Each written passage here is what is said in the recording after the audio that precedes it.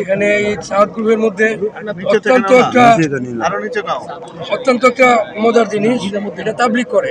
তাবলিগ হইল একজনকে আরেকজনে আল্লাহর বাণী পৌঁছায় দেওয়া, যে আল্লাহই সবকিছুর মালিক, একমাত্র আল্লাহ পাকই সবকিছু করেন, আল্লাহই হায়াতের মালিক, আল্লাহ রিজিকের মালিক, আল্লাহ খাওয়ার মালিক, আল্লাহ সমস্ত কিছুর মালিক একমাত্র আল্লাহ।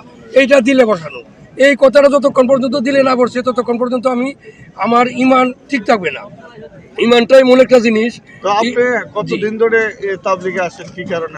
জি, কারণে আসি এই যে তাবলিগ করলে আজকে আমি 11 সাল থেকে শুরু করছি। প্রতি বছরে 3 চিল্লা দিই, 4 মাস প্রতি বছর। এবং বিদেশ থেকে আসছি, নেপাল থেকে আসছি, নেপাল থেকে আসছি 2 মাস। এই করতেছি আর মানুষকে দিনের দিকের জন্য দাওয়াত দিতেছি, আল্লাহর রাস্তায় আসার জন্য দাওয়াত দিতেছি, আল্লাহর পথে যেন আসে। মানুষ গুমরা হয়ে যাইতেছে, জাহান্নামী হয়ে যাইতেছে, যার জন্য আমরা দাওয়াত দেওয়ার জন্য, আমরা একান্তই প্রয়োজন দাওয়াত দেওয়ার জন্য। ইজতেমার পরে কি আবার তাবলিগে যাবে? জি জি, ইনশাল্লাহ। আমার ইন্ডিয়ার ভিসা লাগছে, ইন্ডিয়ার 5 বছরের ভিসা লাগছে। হয়তো ইন্ডিয়া যাব যদি ক্লিয়ার হয়, আর যদি যাওয়ার ইয়ে না হয় তো আবার চলে যাব, সিল্লায় চলে যাব, তাবলিগে চলে যাবো ইনশাল্লাহ। আমরা এইভাবেই কাজ করতেছি, আমরা সবাইকে দিনের দাওয়াত দিতেছি।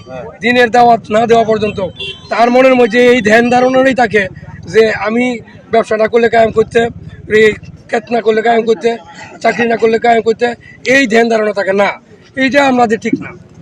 আল্লাহ পাক আমাদেরকে খাওয়াবে, আল্লাহ আমার রিজিক রাখছে, আল্লাহ আমাকে খাওয়াবে ইনশাল্লাহ। এই খেয়াল রাখতে হবে, এই জন্য আমরা তাবলিগ করি।